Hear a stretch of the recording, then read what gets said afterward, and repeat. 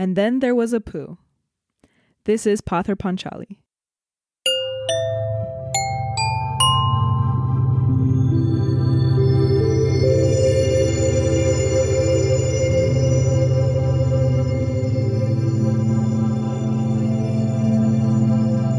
Welcome to Seen and Heard. Welcome, welcome, welcome. This is the podcast all about the Sight and Sound Top 100 Greatest Films of All Time list. I forgot to write down what number it is on the list. Wow. I'm Greg. I'm Jackie. And we are here as Jackie looks up the number that this is on the Sight and Sound list to discuss our first Satyajit Ray film on the show so far. We have gone 100-something episodes, 110, 111 episodes without doing Satyajit Ray. Finally, due to the magic of ping pong, pinging back and forth on the list, we have arrived at Pather Panchali. Pather Panchali is number 42 on the 2012 list. That is the list that we are currently on. And number 35 on the 2024 list. So it went up. Good. Yeah, it is nice to hear, actually.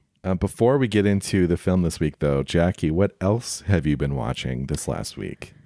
Not that much, honestly. I was telling you before, I did rewatch Amadeus. It's been so long. Like you. Like, I think I first saw this 10 years ago. That was me until this weekend. I saw that like 20 years ago. You haven't seen it since? No, I have. Well, I saw the director's cut because I don't think I've seen the director's cut. You know, curious. No, continue. But I loved it. I know a lot of people don't like the director's cut. It's so much more like it really makes a huge difference, I think. You think so? Do you know about the differences? I don't know all the differences. There's a very important scene with Mozart's wife and the guy. What's his name? Sorry, Salieri. Yeah. Very important, like integral to the movie, I think, and integral to the end when she comes home and like kicks him out. Oh. Without that scene, like it's really not as powerful. Huh. I just love it. It's such a perfect movie. Like, it's such a masterpiece. And it's important, honestly. Like, I was really struck by, like, yeah, like the Wolfie and Stanzi relationship is so great. Mm-hmm. Thomas Hulse. It is amazing. Everything about that movie is amazing. But yeah, I was very much just like in awe. It's just been a while, and it's just an awe-inspiring film. Totally. Agreed. I did see Evil Does Not Exist, the new Hamaguchi movie. Mm-hmm. I really want you to see it. I almost went to that the other day. Where did you go? In fact, I had tickets through AMC and then I canceled them at the last minute because something popped up. But I was going to go by myself. It's only playing now at the Atlantic. It's called the Atlantic Times Square. Oh. It's in like Monterey Park. Oh, no thanks. I'll wait for it to It's not far. streaming. It's even closer to you. Oh, I guess so. It'll only take you like 15 minutes to get there. Have you ever been there? You know what? I think I saw one movie there. I think it was is cool. Yeah. It's a cool theater. Empty, really nice. The parking is so easy. You just park right there and walk. It's highly recommend. Okay, I'll check it out. I think you should. Although today's probably the last day because we're recording on a Thursday. So usually Fridays the new movies come out and the old ones get pushed off. You should look at. I'll take a look. Yeah, it's really surprising, like extremely surprising, in like that good slow cinema way where it's like you're waiting, and then at the end it's like boom, like that. There's a big bang at the end. There's a big bang at the end. I leaned forward. Love it. What about you? Just a couple. I saw the new Beach Boys documentary on Disney Plus. Was it good? Co-directed by Frank Marshall. It was pretty good. Yeah, it was decent, as the kids say. Decent. I don't know. Yeah, it was okay. It kind of stops at a certain point because it's a film. It's not a mini series or anything. So it just kind of stops. And knowing what happens to them after that, I kind of wanted them to include that. Especially they stopped before the 1977 electronic album The Beach Boys Love You, which is one of my favorite albums from them. But worth a watch. I saw another one. I rewatched Animal House. We did it for the film club. Hadn't seen this, honestly, in like 20 years. Like I was probably like 15 the last time I saw this. You know what? No, count me out. I'm not into it. I'm not into these like slob comedies like the National Lampoons. I love the National Lampoon's Vacation to death, but I think anything else they did, I'm just not really into. I'm not into Caddyshack. Yeah. I'm not into like, I don't know, just the whole slob, like late 70s, early 80s, like slob comedies. And it's not for me. But it's you funny. like Monty Python. Well, yeah, that's not slob. That's like, I don't know what slob is in your like Animal eyes. House. I haven't seen it. Caddyshack. Yeah. It's like that kind of like, okay. You know, it's very, I'm trying, you know, it's of a certain era, and it's like college movies from a certain time, and just sort of like gross guys being gross. Like a lot of the early Bill Murray movies were like these slob comedies, like Stripes and Meatballs, and like these summer camp movies. Just not into any of that shit, really. Which is funny because I just rewatched Blues Brothers, and I really liked that. That slob? Well, no, but it's the movie that John Landis made after Animal House. Okay. Don't like Animal House. Not funny. It's not good. It's not good. I did see, last one, I did see Furiosa, which this was just its opening weekend this last weekend, and it's a huge bomb. It's a huge bomb. It lost a shit ton of money. I believe why? This weekend was like the lowest Memorial Day weekend I heard that in like 42 years or decades something. or something. Yeah. And it's kind of sad. That's really sad. I'm not a huge Fury Road person. I like George Miller a lot. I like the original Mad Max movies quite a bit. Fury Road, I think, is overhyped. A lot of people like to say Fury Road is like one of the best movies of the new millennium. I'm like, no, calm down. It's absolutely not. It's not even the best Mad Max movie, because you've seen Fury Road, right? Yeah. Fury Road is all one chase. Yeah. Which is cool, right? But it's from beginning to end, wall to wall, shit is popping off. Okay. Mm-hmm. This new movie, Furiosa, which I was not looking forward to. I was like, okay, whatever. But it came out and I was like, it's George Miller. You know, he's been doing it this whole time. You know, he started, his first film was the first Mad Max, and it was Ozploitation, and he made it for like no money. And the fact that he's still around, he's like 80, and he's still making them. I'm like, I'm going to go support him. You know, he made Babe, he made Happy Feet in the meantime. It was good. I actually like Furiosa more than Fury Road. Well, I think it's about more, isn't it? It's about so much more, and that's key. It's not wall-to-wall action. There's actual character, there's actual story. It kind of like goes, it's kind of a rambling, in a good way, story that goes down different paths, and there's almost vignette-y. Like there's chapters, like there's like 5 chapters, and it just like, it did it for me. And it doesn't have a whole lot of action, but when it does action, it does it really well. I feel like there's one like 15-minute big chase scene that's really great. But like, I don't need wall to wall like in Fury Road. It just gets mind numbing. I'm like, just invest us in the action that you have. So for my money, absolutely better than Fury Road. Nice. But yeah, goes honestly. I really have to see it. I know. What's his name from The Souvenirs in it? Yes. Yeah, and I didn't know it was him until the end, because he has like black makeup on the top of his face, and I just like couldn't tell it was him. Yeah, Tom something. Yeah, but really good. Honestly, worthwhile movie. I'm excited to see it. I know. Yeah. I feel bad that it bombed. But then here I am, and I didn't see it last weekend. But I was busy. Anyway, should we just get into this week's film? Yeah, let's just do it. I mean, that's why we came here. From 1955, this is Satyajit Ray's Pather Panchali.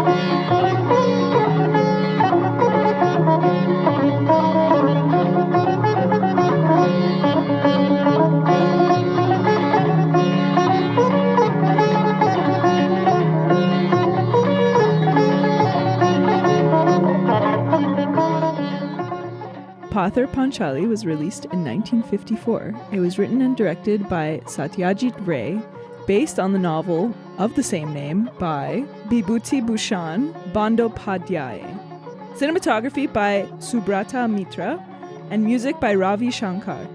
The film tells the story of the Ray family living in a rural village outside of Bengal at the beginning of the 20th century. The father, Harihar, dreams of being a poet and a writer.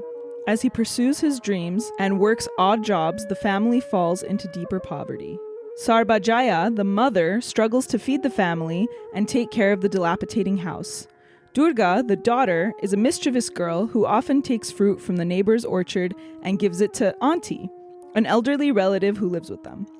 Apu, the son, runs around with Durga all day, playing with neighborhood kids, chasing the sweets vendor, and going to school. Outside of the ordinary, the siblings see a traveling theater group perform and finally catch a glimpse of the train they hear passing in the distance every single night. Auntie and Sarbajaya bicker often, usually about food, and finally, Auntie goes to live with other relatives. She returns because she feels her health deteriorating. Shortly after, the children discover she has passed away in the forest. Harihar leaves home for 6 months to earn money. A monsoon hits the village, and Durga catches a bad fever. One evening, the dilapidated house can barely withstand the lightning storm raging outside, and by morning, Durga has died. When Harihar returns with some money, they decide to leave their ancestral home and settle in the city. The film stars Kanu Banerjee as Harihar Ray, Karuna Banerjee as Sarbajaya, Subir Banerjee as Apu, and Uma Dasgupta as Durga. By the way, no relation between the three Banerjees in the cast. It's just a coincidence, which is crazy. Satyajit Ray worked as an art director and an illustrator at an advertising agency. He loved the arts, though, obviously, but apparently seeing bicycle thieves was his big, I want to do this moment. And he dreamed of making his own film. He was one of the founders of the Calcutta Film Society. When Jean Renoir came to India to shoot the film The River, which was released in 1951, Ray helped him location scout and worked as an assistant on set. That's also where he met Subrata Mitra, which is the cinematographer, who was shadowing the set as well, taking still photographs and just learning from Jean Renoir. Jean Renoir encouraged Ray and gave him guidance. And basically after that, he was like, okay, I'm going to do this myself. He started adapting the novel. The cinematographer, Mitra, had never worked as a cinematographer before. He was 21 years old. But again, they met on that Jean Renoir set and they just hit it off. Isn't that crazy? That's wild. 21. Yeah. Nowadays, 21-year-olds are doing tea bags in Fortnite on people's dead bodies. Every chance to slander the youth, you just take it. I know. I'm sorry. Not like our generation was much better. Yeah, people in my generation were doing that. I hope you know. The name Pather Panchali means Song of the Road. Song of the Little Road, right? Something like that. So it's been adapted a few ways. Basically, like Pather means path. Panchali is like a type of folk song. So like, I think literally it just means Song of the Road, but I think like in translations, yeah, maybe it comes out to Song of the Little Road. Yeah, when it like the title came on, it said Song of the Little Road, right? Oh, right. Yes. I believe so. I think so. He chose the village of Boral to shoot the film in. He started shooting with very little money, part-time, inexperienced crew. He auditioned people for the family roles, but the rest of the cast was made up of residents of the village of Boral. No one wanted to finance the film because of how unconventional it was. He had to borrow money and pawn jewelry and pause for a year and pick back up in bursts. Finally, the government gave him a grant. The budget ended up being around like 14,000 to max 30,000. I think that's what like the projected budget is. The film premiered at the Museum of Modern Art in New York City, actually. A programmer was in Calcutta at the time and saw some footage, and she encouraged Ray to submit to an exhibition they were having called Textiles and Ornamental Arts of India. It didn't have subtitles, but it played at the MoMA. It ran for 6 nights. Domestically, reception, both box office-wise and critically, was good, but nothing crazy. But good. You know, some people thought it romanticized poverty in India. In fact, some government officials were against it going to Cannes, but it did. The Prime Minister of India loved it. And so it went to Cannes, and it won Best Human Document at the 1956 festival, which is an award I don't believe... No, it's not still a thing. I don't even think it was a thing. I think they made up the award. They created it this one year for this movie. Yeah.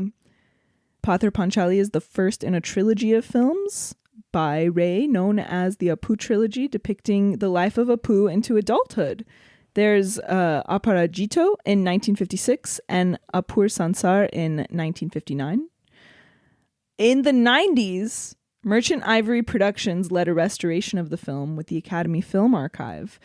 In 2015, the original negatives, which were severely damaged by a fire, were restored by the Academy and the Criterion Collection, and they did all 3 films in the trilogy. And yeah, Pather Panchali is generally considered to be the film that began the parallel cinema movement in India based on social realism and naturalism. It was the first film out of India to receive real international acclaim. And that's pretty much all I got for specs. Because on the BFI website, you can see who voted for it. And obviously so many directors, but like the big name that popped out was Atome Goyan. He put this on his list. That's great. But yeah. I love that. Those are my specs. I love that. I love that you can see who voted for what. Yeah, you can hold people accountable. You can.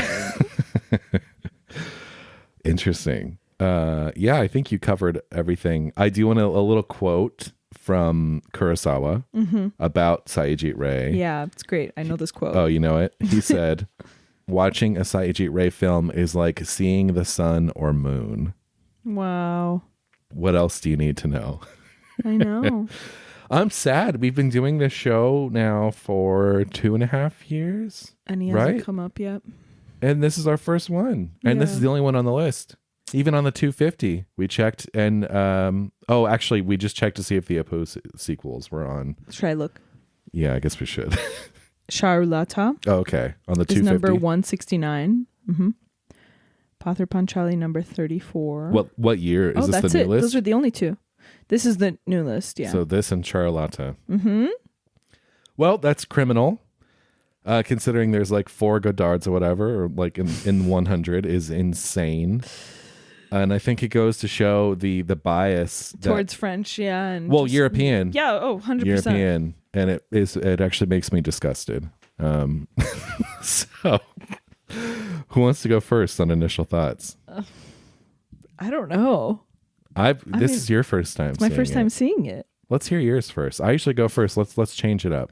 Obviously, the films in the Apu trilogy have loomed large for many years. They've been in my orbit, and I was very excited to see the first installment. What is there really to say? Like, what can you say about this movie? Truly, that's a genuine question. What can you say that hasn't been said before? And what can you say to properly convey? I rhymed. What you feel, how you feel. So it's going to be a little bit of a challenge. But I think that this is one of the purest films I've ever seen, both in like form and function. Pure in the sense of depicting the life of an ordinary family living in 1900s rural Bengal. Pure in its filmmaking technique. Like there's no frills. Truly, absolutely no frills here. You know what? I wouldn't quite say that. Why? I think that there's some... Not that frills are bad. I don't think frills are bad. There's some ornamentation here. Oh, of course. That's not what I mean by frills. Oh, okay. Of course there's ornamentation. Okay. I just mean in the way things are like shot.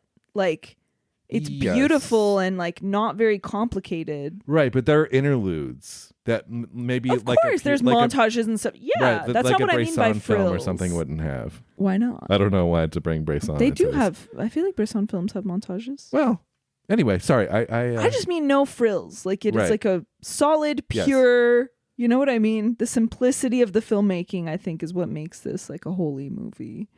And pure is an adjective of what it achieves overall, like the innocence of its main characters. What's not to love? Like it's just poetry in a completely universal and simple and easy to understand cinematic language. Like that's the movie. I see its influence stretching into like Roma a lot. Like I saw a lot of that. And yeah, just really devastating. Like when Durga got sick, I was like, there's no way. There's no way. And then it happened. And I was like, so sad. So yeah, those are my initial thoughts. Nice. Yeah, I love this also. I think this is true. I saw this for the first time 10 years ago. It was exactly 10 years ago because that's when Criterion put out the new restoration. They put it out in 2015, I thought. Yeah. We're in Oh, 2024. so 9 years ago. Sorry. Why did I already think it was 2025? Please no. Please no. First saw it 9 years ago. And yeah, I was blown away. I remember seeing, have you ever seen that Mark Cousins film, An Odyssey of Film or whatever it's called, where it's like a 9-hour epic. You know Mark Cousins, the critic, and you should watch it. It's basically film school in 9 hours, where he takes you from the beginning of cinema and walks you through. And he spends a minute on like Satyajit Ray and specifically Pather Panchali. He spends a minute. And I remember being like, oh, what's this movie? And of course the clips he used on that like looked rough because it was burned in a fire. Yeah. And I was like, oh, this does not look appealing. It's all burned up. Like it just looks bad. Like, so when Criterion put it out, I remember they released the restoration trailer of what they had done, what it looked like before and what they did to it. And I was like, dear God. Wow. And I think I saw that Kurosawa quote, and I was like, oh my God, I need to see this. And I was blown away. Watching a film like Pather Panchali is to be reminded why we love this art form in the first place. Mm-hmm. And also what cinema can do. Mm-hmm.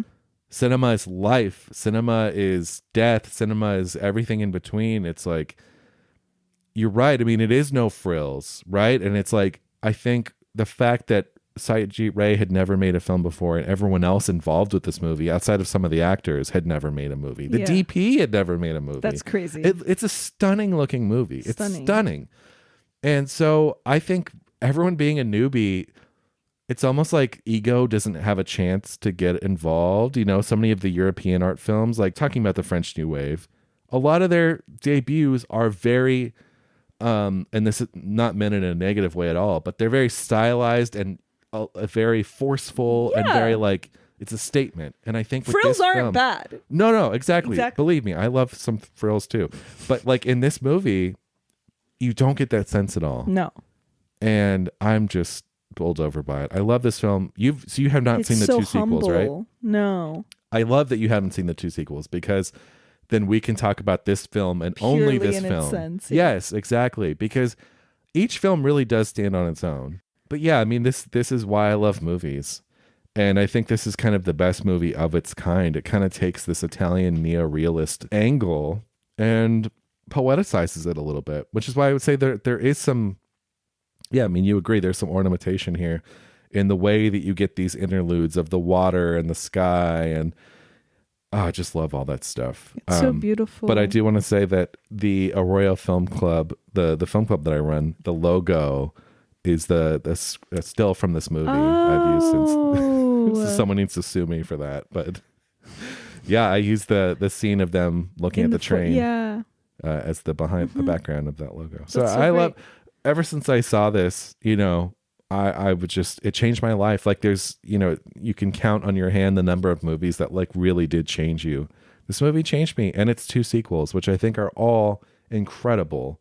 It's not like, Boyhood or what's the 7-Up series? Wait, what's it called? 7-Up? The Michael Apted movies where he follows people every 7 years. Oh, I don't know about those.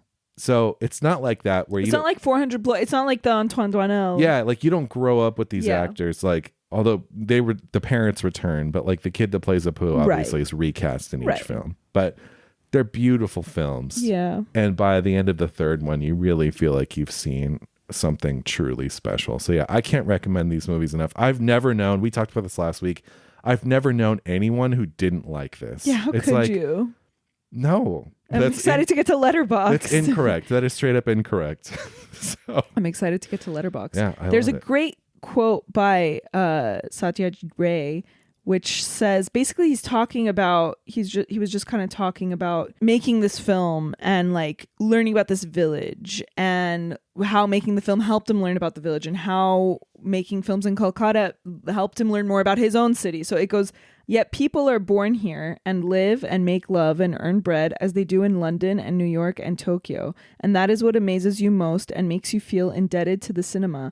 This discovery that although you have roots here in Bengal and India, you are at the same time part of a large plan, a universal pattern. The uniqueness and universality of the coexistence of the two is what I mainly try to convey through my films. Wow. So profound. Did you know, speaking of, contemporaries and things. Truffaut apparently walked out of this movie. I know. And said he doesn't want to see a movie with peasants eating with their hands or something. That is what he's rumored to have said. Yeah. Do we know if that is confirmed? I mean, who knows? Unless we were there. I don't know. That sucks if he actually did. It sucks if he said that, yeah. It really sucks. It does. But let's just talk about, obviously this movie ruffled feathers because it's unlike other Indian films of the time, which were more fantastical and Bollywood, yeah, and myth-based. But this is really, it is about the mundane. It's about the quotidien is captured so beautifully. And I think it's because the characters are at the center of it. Like, truly, they always are at the center of it. And more importantly, like, their follies are at the center of it. Yeah. But also in the like repetitive circular nature of it and the significance that's like hidden in that, right? Because a lot of things happen multiple times. Like Auntie and the mom are always bickering, right? Auntie leaves at the start and then comes back for Apu's birth, right? And then the next time she leaves and comes back, it's because she's dying, right? So yeah, this kind of like repetitive. The dad with work. He'll leave for work. He won't really find something. Then he'll scrape a little together. He'll come back. Yeah. The dad, and more importantly, like even in the little things, like dad's pipe, right? He has that pipe and he asks her for coals, right? And then the next time he asks for coals, when he asks her for coals the first time, they're talking about their dreams, right? And she's saying, oh, I wanted more than this. And he's saying, I'm going to do all this. Like, just you wait. Give me 2 years. And then the next time we see him asking for coals, and it's very intentional, like these coals. Next time he's doing it, like Apu is already 6 years old. Obviously, nothing that they talked about in that first coal conversation came true. Right. It's so good. Yeah. It's so good. This also Durga stealing. It opens with her stealing. Then when she's grown, she's stealing again, giving it to Auntie the same way. But of course, it's so sweet because we've just watched her grow up. Exactly. Like, it's so beautiful. On that too of Durga, she's the intro to the family. The movie starts with the neighbors. Yeah. And then the neighbor says like, oh, she doesn't leave a single piece of fruit. Yeah. And then we immediately see Durga running up the road. Yeah. And so we're introduced to her through this momentum, right? It's so beautiful. The music kicks in, this playful piece so by Ravi good. Shankar, the legendary Ravi Shankar. Yeah. I love the score on this. Yeah. And what a cool way to introduce her because one, we see her and Apu are doing the whole movie is like running around and being kids, right? Also, it sets up the family being poor because she's stealing the fruit, and then neighbors resenting them for it. For sure. So all of that is built into that Exactly. one line and motion. Yeah. And yeah. why I turn on Netflix now and I see a show that takes 20 minutes to exposition dump some dumb shit to me when Satyajit Ray, with no filmmaking experience in 1955, did it so effortlessly. What's the excuse, Jackie? What's the excuse? Can you tell me? I don't know. It's like the best films always make it look so easy, right? Yeah. They're just like, Yeah. yes, this is how you do it. And you're like, oh, Jesus, yeah, that is how you do it. And then, yeah, you're right. And then going back to this like cyclical nature of it, like Durga, or Didi as she is known, she's always like teasing Apu. She's always sticking out her tongue, right? And then when the doctor asks her to, like, she does it and she looks at him again and it's like, oh, we've seen you do that a million times. And it's like, I don't know. It makes it so much more significant. And then of course the huge, the soul crushing one is Apu getting ready for the day, right? Where it's like, we see it in the beginning, the first time Didi's helping him brush his hair, and then the movie ends and he's brushing his hair alone. Yep. It's so good. I might cry. You know, the way, because you mentioned it, let's talk about her death. Why? Not yet. Okay, fine. Not yet. Okay, fine. Not yet. Yeah, the mom is the one that truly holds this family together. So she's the realistic one. She's the one that's concerned about money. The father is an artist. His head is in the clouds. You know, he's like childlike in the sense that he'll not ask employers for his paycheck, and this very kind of carefree person. And then the mom has that great line of like, I had dreams too. And it's like, oh man. So, okay, let's talk about the characters then, and then maybe we could talk about Durga's death. But the movie, I think, is not even... Would you say Apu is the main character? Not really. He's not. It's not even really. in his perspective. Well, because he's so young too. Yeah, I'm sure the other two are it wouldn't really be that about him, but yeah. the movie, I mean, it's always sold as like the Apu trilogy, and it's all about this little boy and his whole life. But this one is very much like, I'd say him and Durga share the film, and the mom, honestly, the Durga mom. And the mom. Yeah. We see Durga go through girlhood more than we see Apu go through boyhood. Like, she's talking with her friends are getting married, she's going through changes, she's trying on makeup, one of my favorite moments. And the mom, you know, she's such a heartbreaking character. I truly, like, when I see her face, I see so many years of sadness. Like, she's a fantastic actress. Yeah.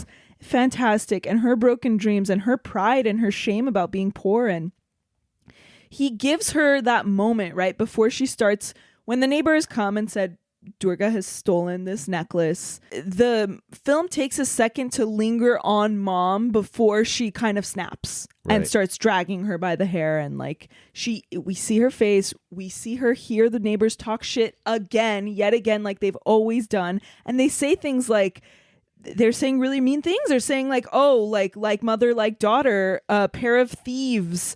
And she's just sick of being helpless, and she's sick of being hungry. And when she snaps in that moment, like, I just feel for her so much. And then, of course, there's the gorgeous shot, that like 2-shot of after she's thrown her out, and they're on either side of the door, and they're both just crying. And oh my God. Yeah. It's so powerful. Yeah, she's a great actor. Character, great actor. Yeah. All of them. I mean, that's what you want in an actor. That's what you want is them to show it on their face. Yeah, without even saying anything. Without saying anything, and not in a showy way. It feels very natural. Yeah. Obviously, any kind of showy performance in this movie would feel so out of place because it is so on the ground. And then what do you think about, okay, I guess we're going to talk about Durga's death now.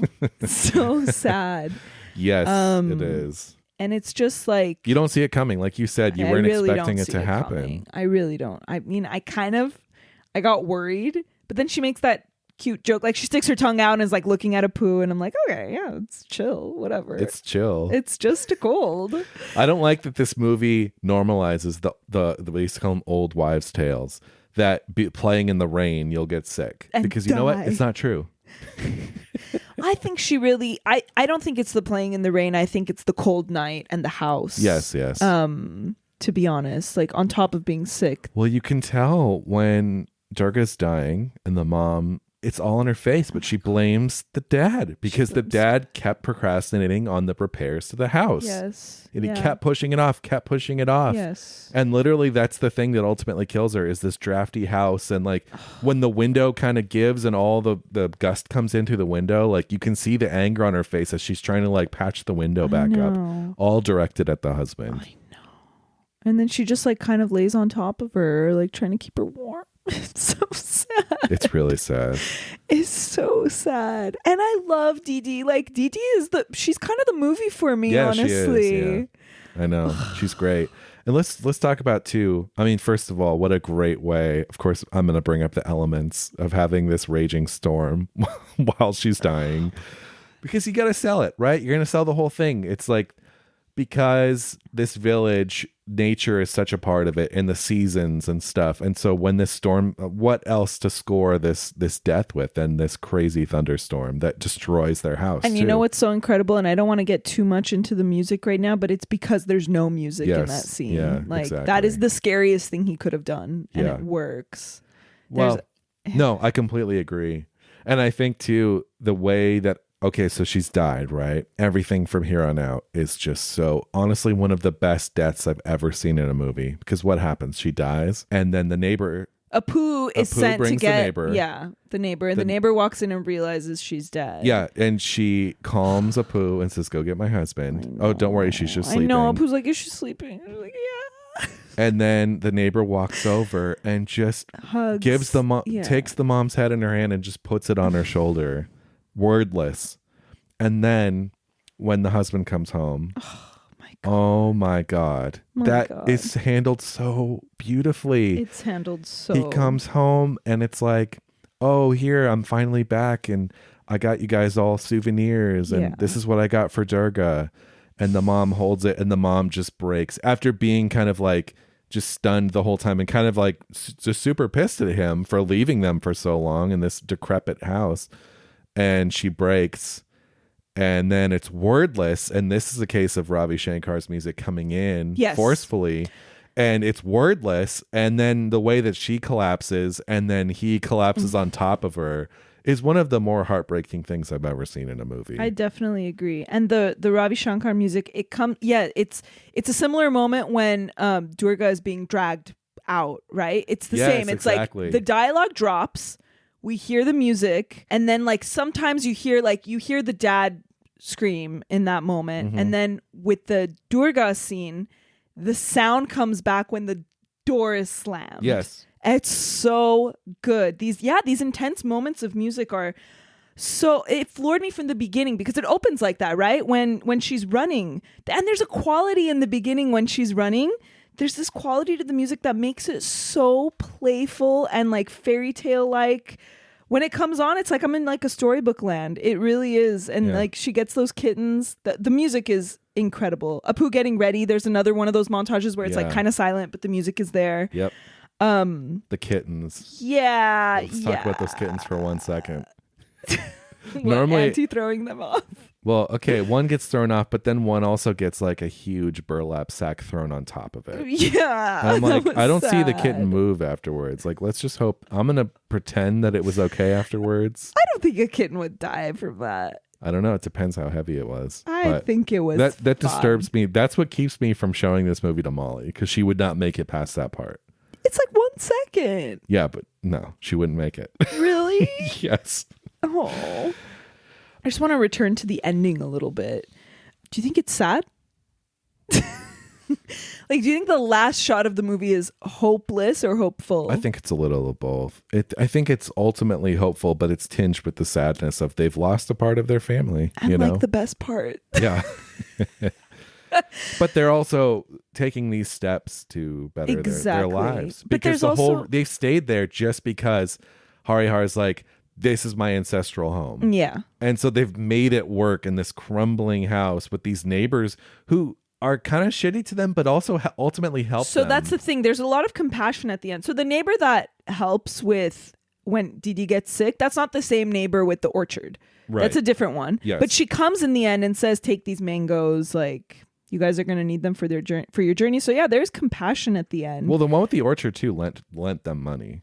Yes. Also. So even the crustier of neighbors, there's a sense of community here. Yeah. And then the necklace at the end. So like, I just love it so much. Like, that's a beautiful moment. It's a beautiful moment. It's like this childish naivety. I think that like they would even care now, you know, like obviously if he found that, no one would care. But a part of me feels like it's like, he's like, oh shit, like I don't want anyone to know this about Didi. Like I want them to remember her, like, and not know that she actually stole it. Like, let me get rid of this. It's very innocent. Like, and it's the way the water swallows it up is like, oh my God. I think it's like the first kind of grown up thing that Apu does. Yeah. You know, protecting the memory of his sister. Yeah. Yeah. As if they would care, though. That's my thing. It's like I don't think they would care. But he's a kid, and exactly. In his so mind, it's very innocent and also grown up at the same time. Yeah, exactly. Oh, it's so good. I know, it's so good. Let's talk about these like deeply, as you called them, these ornaments. These like deeply poetic moments. Yes. Obviously, Apu being born just from the start is like so moving. Mm-hmm. We already talked about the auntie to tears. Auntie, by the way, is decrepit. She's an actress. So she was an actress. I think he found her in like one of the red light districts of Calcutta. She was like a former, I think, like stage actress. She was, and she had spent years abusing drugs, I think. Oh my goodness. But yes, going back to these like very beautiful poetic moments, the moment where mom gets that letter where it kind of pushes in the camera, I love it. No, you're right. It's he does provide throughout the movie. There's examples of him providing just the perfectly timed close-ups, just when he needs to punctuate a scene. Yes, and it always feels right. The kitten, I mean, looking in the jar for the kittens is like, oh yeah, so good. The beautiful montage that follows that letter, though, is where it's the lake and there are those bugs on the surface, and then mom is just like, it cuts back to their house and the mom is just lying down and fanning herself. Her hair is down for the first time. We haven't seen her hair down, and she's kind of relaxing, right? Like she got that good news. Yeah. It's so beautiful. More about that later. Yeah. And then there's Dee Dee's putting on eyeliner and she's putting a bindi on her forehead. And it's like, she's growing up and it's like, oh my God. And it's, I don't know. It's just so beautiful. I love that you're fully on the Dee Dee train. Like you're calling her Dee Dee when it's just she's my friend. Only her family, only her brother's allowed to call her that. No, she's my Dee Dee.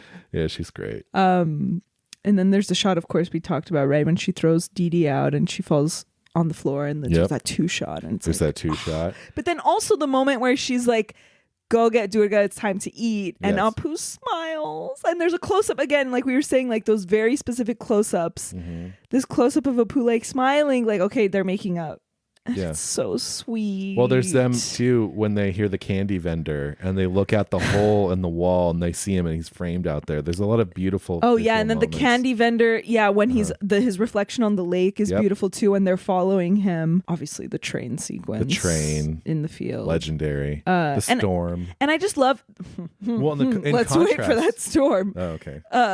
I just on the train, I love that they were fighting before that. And then the second they hear the train, like all is forgiven. Like it's such a classic sibling thing. What's so cool about that scene too, even before the train, is the electrical hum of the power lines and stuff. Yes. Of them. It's this new world that's starting to encroach on the fringes of their world. Yeah. And I didn't know that this was set in I didn't really know what era this was set in, to be honest. And when I saw that train and when I saw the power lines, it was almost like coming to a realization of like, oh, it's not that like long ago. You're like, oh, this is an M. Night Shyamalan movie.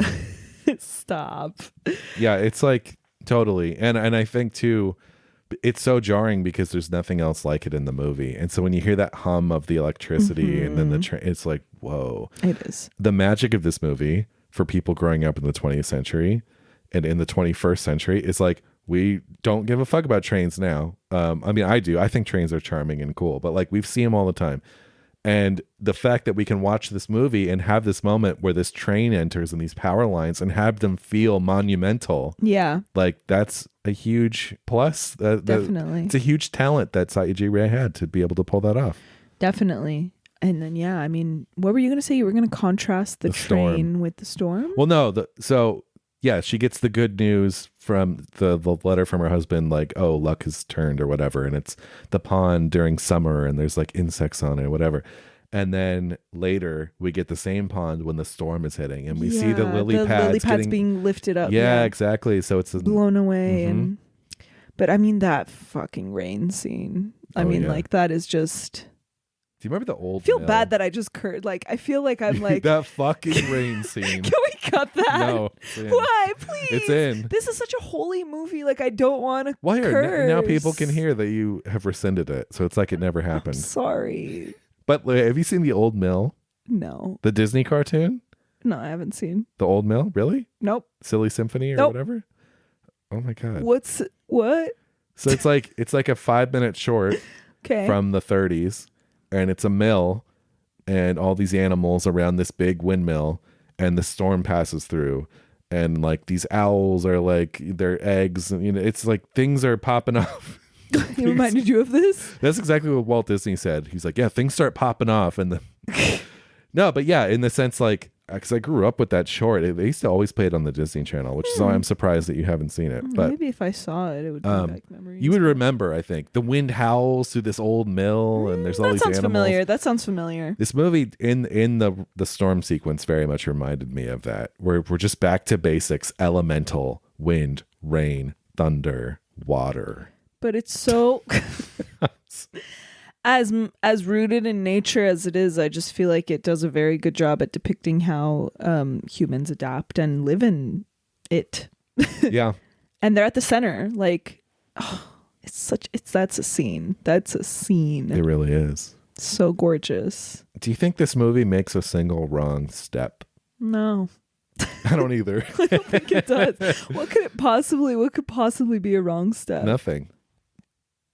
I love the introduction of the older Apu, because he's like a baby and you're like, okay, whatever, it's a baby. And then when he's playing that trick, and he's hiding under the blanket, and just like opens she forces his eyelids open, and then as soon as his eyelids pop open, the music kicks in. Oh, it's so good. I know, one of those great music moments. Yeah.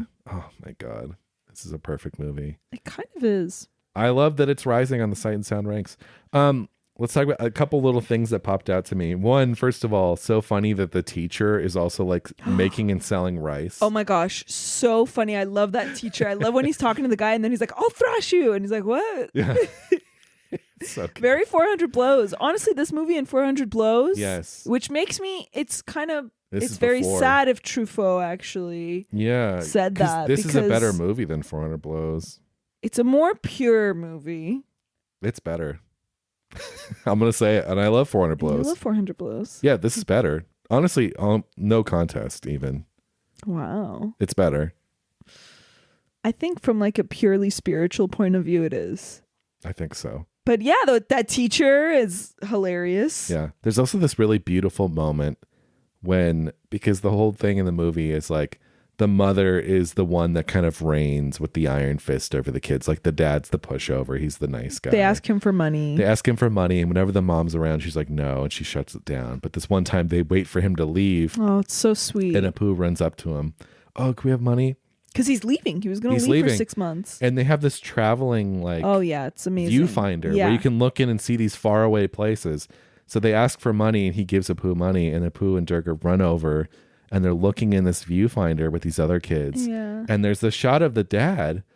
And he's just looking over and smiling. It's and I'm really like, this is such a beautiful fucking movie. It is. It is. My God. That moment really stood out to me too.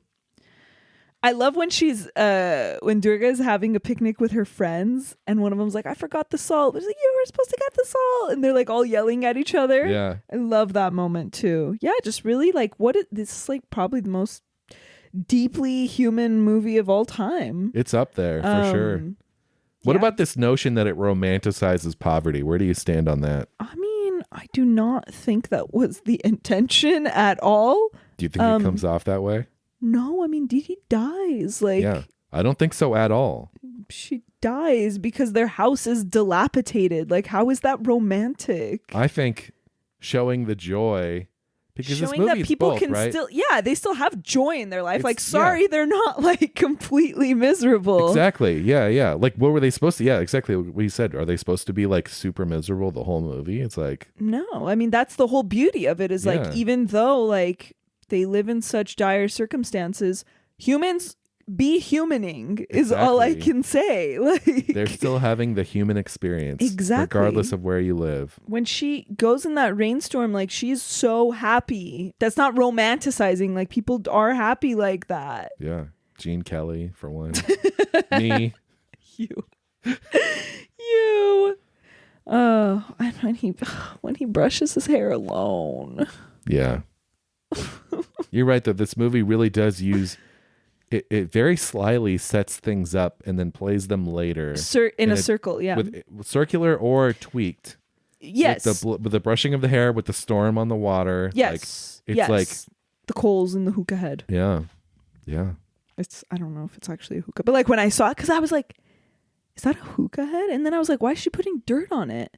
And then later when she was like, "Oh, more coals," I was like, "I knew it." Yeah, of course.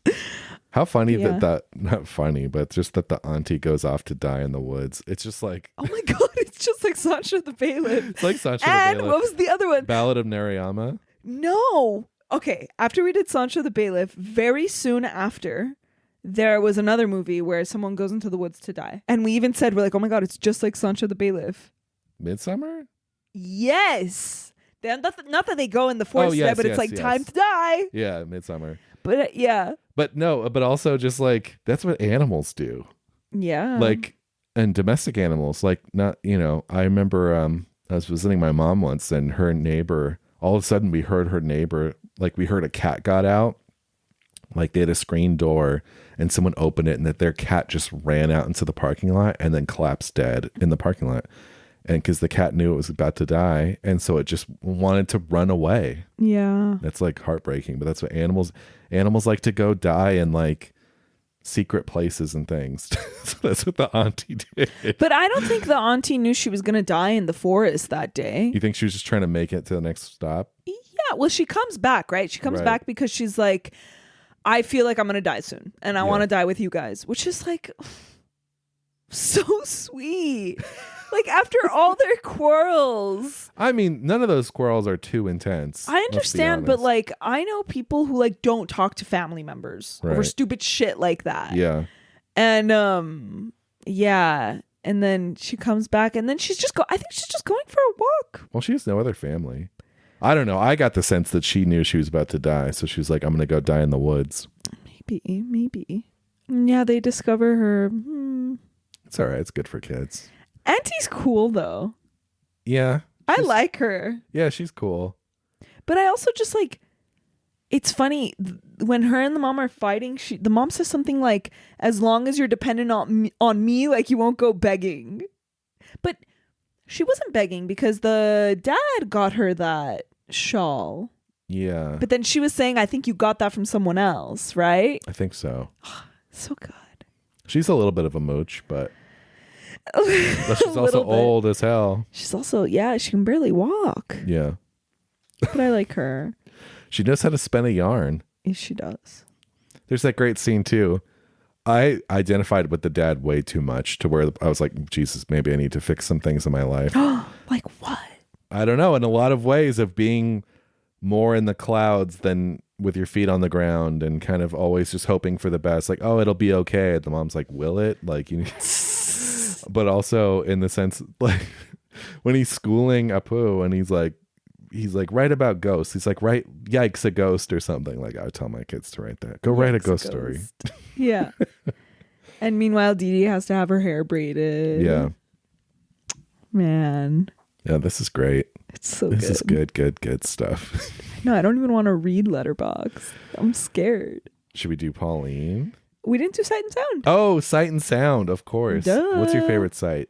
I mean, it's kind of an impossible tie between the two shot of Mom and Durga on opposite sides of the door and the rain. But I think the rain has got to take it when she flips her hair, like just the whole sequence when she flips her hair, when it goes into close up, when she goes back to Apu and like wraps him up in that like in her soaking wet shawl, but they're both smiling and they're so happy. It's great. It's so beautiful. Moment. Yeah. So, yeah. Oh, I think it might be that, honestly. And my sound is just the music at that part, so I kind of have a combined sight and sound. Oh, okay. Well, let's play the music. There you go.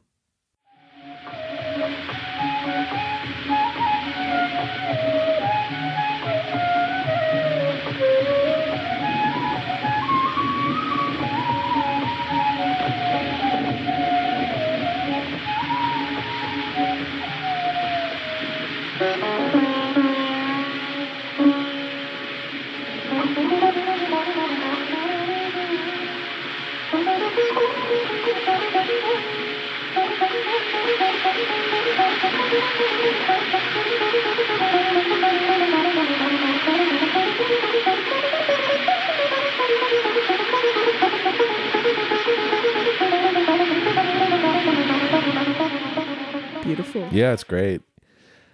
Mine, I mean, there's so many great images in this movie, from him, Apu, putting on the fake mustache, like the Prince uniform in the mirror after he sees the play. Mm-hmm. There's the rain. There's the kids running around the pond. There's the shot of the sweet cellar I was talking about. All that stuff is great. Ravi Shankar's score is incredible. I also have a combined sight and sound.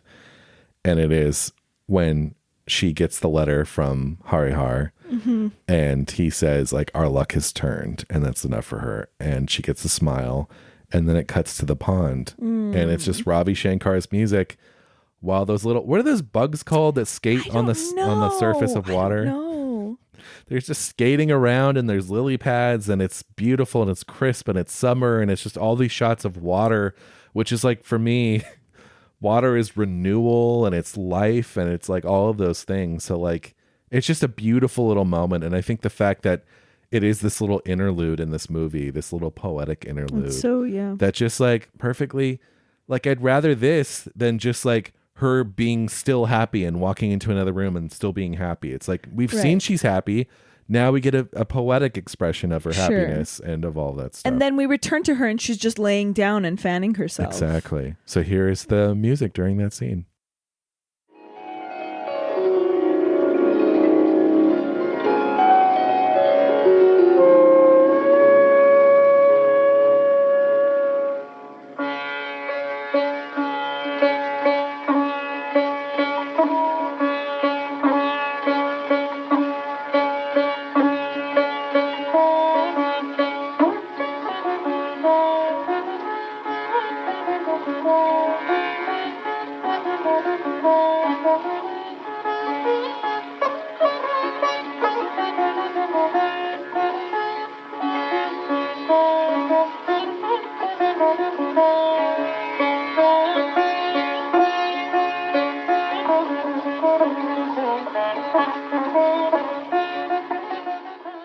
Beautiful. I almost got a Ravi Shankar record the other day. I was at the record store and they had. So this was like he was early in his career when he did this. Like he wasn't that famous. No. No. But yeah, I don't know. Have you ever seen like the Monterey Pop Festival documentary? It's incredible. There's like Janis Joplin. There's like, all the people of the day. I forget, Jefferson Airplane. They're all great. Truly the best performance in the movie is Ravi Shankar. And he's like, he's at the end and he's just like, he's great. He's stunning. So like you can't believe it. So if you haven't seen it, highly recommend. What's it called? Monterey Pop Festival. It's even on Criterion. Cool. Mm-hmm. But if you like that era of music, Simon and Garfunkel perform. I love that era of music. Jimi Hendrix performs. It's all the, sort of big people of the time. But Ravi Shankar's the best performance. Wow. Pauline. Yeah. Pauline Kael. I know she loves this movie, so I'm happy. Pauline Kael says, this first film by the masterly Satyajit Ray, possibly the most unembarrassed and natural of directors, is a quiet reverie about the life of an impoverished Brahmin family in a Bengali village. Beautiful, sometimes funny, and full of love, it brought a new vision of India to the screen. Through the central characters are the boy Apu and his mother and father and sister. The character who makes the strongest impression on you may be the ancient parasitic storytelling relative, played by the 80-year-old Chuni Bala, a performer who apparently enjoyed coming back into the limelight after 30 years of obscurity. Her wages paid for the narcotics she used daily. I like that, wow. That Pauline included. Pauline! Why you gotta... What? As Auntie, she is so remarkably likable that you may find the relationship between her and the mother, who is trying to feed her children and worries about how much the old lady eats, very painful. So yes, Pauline loved it. Who wouldn't love this? This is a deal breaker movie for me. If someone doesn't like this. Yeah, like there's so few of those because so many films really are subjective. But like if you don't like Pather Panchali, it's a no-go. Like, don't talk to me. Maybe you and Molly should watch it today. Maybe that's why. Don't you think you should have watched it before the wedding? But it's like, what's not to like? And if you don't, I'm sorry. I it's not a valid opinion. You just cannot not like this movie. Like you have to. It's not credible. I mean, listen, I agree with you, but I also think that if you're not really a film person, if you're not an art film person, like it's not the craziest thing not to like this. Well, okay, yes. I'm not gonna take like my friend off the street who's into race cars. That's no friend I have. I'm like trying race cars. I'm just like trying to think of like a person. Sure, if like films aren't your life, that's fine. Like I wouldn't even show it to them probably. But I think this movie is more accessible than it may seem on the outside. It's very slow. Yeah. And very little really happens. I think it's really involving though. And if you're into film, right? If you're a film person and you don't like this movie, let's amend them that. That's that's what I meant. If you're a film person and you don't like Pather Panchali, there's a problem. I think so too. And maybe just go back and watch it again because you missed something. You missed something, yeah. How many Letterboxd reviews do you think we're going to see where it's like, revoke my cinephile card, but God. I didn't like this? Well, I guess we're about to find them right now. Yeah. I'm going to start with a 2-star review. 2 stars says, punishing pacing issues abound in this cyclical feature. Coupled with flat performances and a manipulative hollowness that is reflected in both characters and story, I wasn't able to connect with this at all. It looks great with cinematography that makes the most of the film's Spartan iconography. It's also contextually remarkable in spite of itself. I'd even say there's a great short in this, buried under the film's 10,000 instances of people looking for and eating fruit. But the excess minutes around it render this yarn frustratingly inert as a viewing experience. Wrong. Yeah. Next. I feel like almost we should read the bad reviews because everything else is going to be great. 2 stars.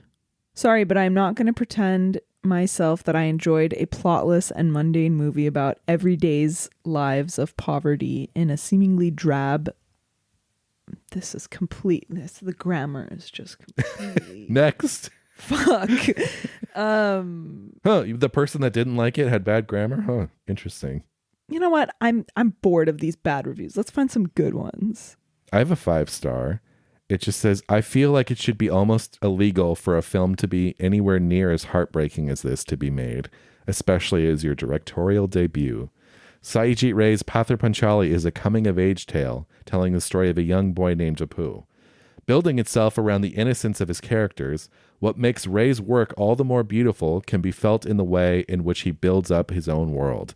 It all feels so poetic, as if you were there to experience their world for your own eyes. As a young teen, this was my first foray into classic Indian cinema, and it's only left a huge impact on me ever since.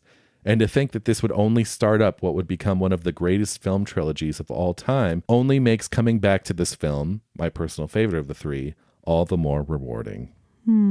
There's a smart person. That's very smart. That's how you can tell. Here's another good one. 5 stars. Putting Pather Panchali on a list of essential films may seem as redundant as putting the heart on a list of essential organs, but I'm living proof that you really don't need a heart to survive after all, as I am somehow still able to type these words despite having just had mine ripped out of my chest. Yeah, there you go.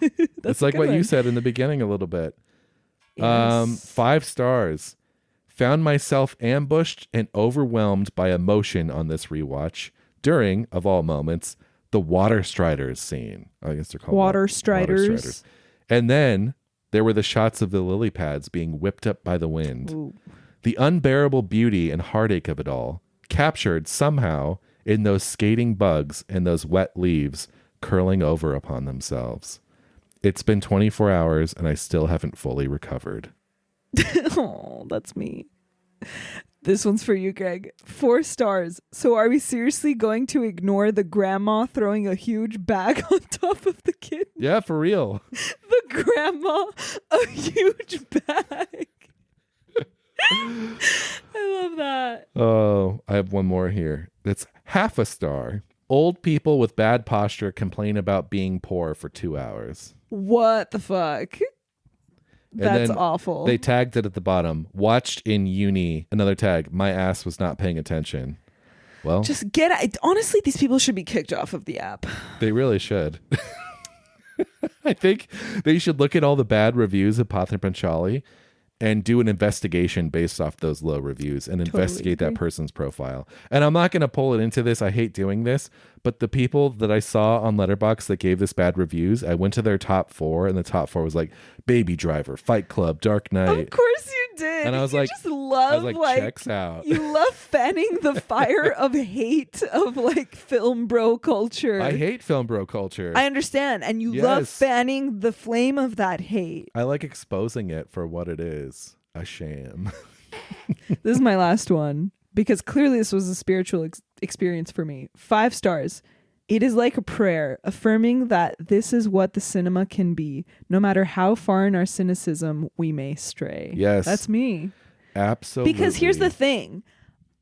I'm so obsessed with this, but I also love really dark and fucked up, like showing like the bad side of humanity. But like I also love this. And it's like that's what cinema is. That's why it's so great is that you can love both, and then like you can really be on your bad train of like, oh, I only like dark and like, you know, the realities of how bad life is.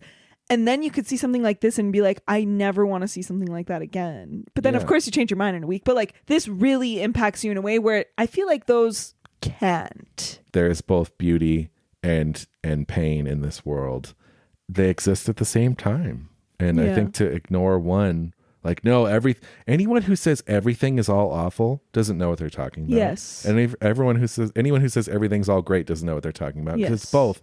Both things exist. And yes, there are atrocities going on right now in the world, but there's also so much beauty in day-to-day life that it's always the two. Like there's always atrocities and there's always beautiful things happening. And that's how it will always be. Yeah. And so, some filmmakers veer more into one territory than the other, which is cool. I would like to straddle both. Like that would be fun, right? To kind of do a little of both. I don't know. I agree.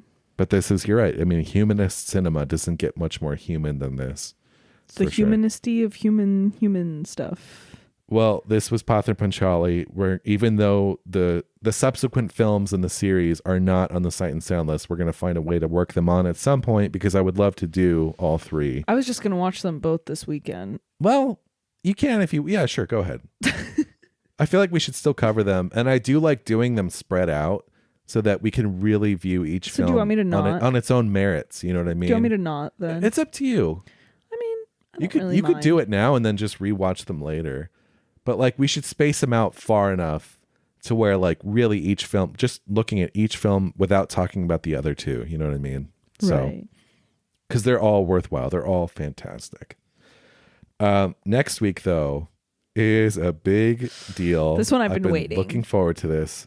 It's another one along with Pather Panchali. It's one of my absolute favorites on the Sight and Sound list. We're returning to the world of Stanley Kubrick for his masterpiece. Barry Lyndon is next week. Barry Lyndon is next week. Let me say it one more time. Barry Lyndon. It's so exciting. Wait, it's really happening. It's happening. So I just said it 3 times. I'm so excited. Barry Lyndon. Holy shit. That's also why I wanted to rewatch Amadeus, because I hadn't seen it in so long and I knew I was going to watch Barry Lyndon. I'm like, I want to talk about other like, you know, Baroque era. Anyway. So yeah, we are doing Barry Lyndon next week. It's the big one. So please tune in for that. We would love to have you back and talk about this Kubrick masterpiece. I'm so excited. Until next time, I'm Greg. I'm Jackie. And we'll see you on the next episode. Bye. Special thanks to the patrons at our highest tier, John Pennington and Cynthia Fordwell. Seen and Heard is an official podcast of the Arroyo Film Club. We'd love to hear from you. If you want to drop us a line, you can find us on email at hello@seenandheardpod.com or on Instagram @seenandheardpod.